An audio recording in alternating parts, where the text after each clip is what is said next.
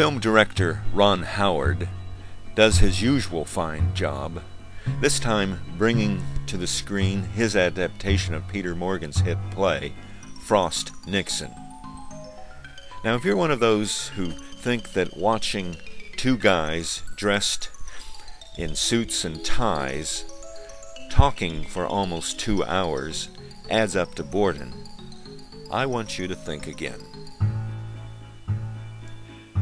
The film follows the tried and true plot of the old David and Goliath story. Remember Aaron Brockovich battling the giant utility company?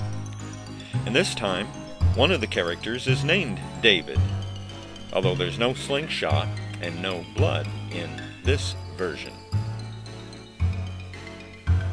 David Frost in 1977 was considered a lightweight in British broadcasting, more suitable covering entertainment celebrities than going up against the most clever and wily politician of the era.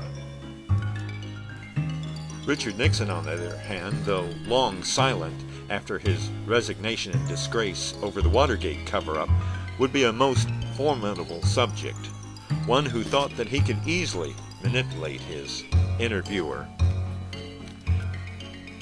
Discussing Frost's offer with his staff, all think that this would be a good way for Nixon to reestablish his reputation so that he can return again to the world's limelight. Michael Sheen is well cast as David Frost.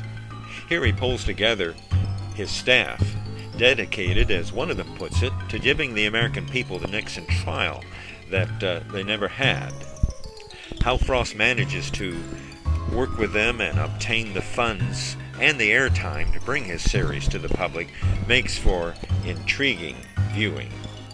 Later, when they meet at the home where the taping is to take place, Nixon, who is artfully played by Frank Langella, exudes confidence and displays a patronizing attitude towards his younger adversary. And how Nixon loves being back in the public eye once more. Later on, he makes a late-night phone call to Frost, and this makes the scene seem very much like a Western in which the cowboys agree to shoot it out at the OK Corral. Nixon promising to be the fiercest adversary that Frost has ever met because, as he says, the limelight can shine on only one of us. As the 3-day taping progresses in the borrowed home, I think that the film takes on the semblance of a Greek tragedy, one in which the protagonist is doomed by a fatal flaw, so often this being hubris. It may be that in this respect that the film has the most relevance for us in our world today. Hubris always being a danger to politicians, whether Democrats or Republicans. Director Ron Howard has stated that he saw some such relevance of Nixon's story to that of the man currently occupying the White House. You can judge Howard's claim for yourself by going and seeing the Nixon utter the words that make David Frost's jaw drop at the climax of the interviews.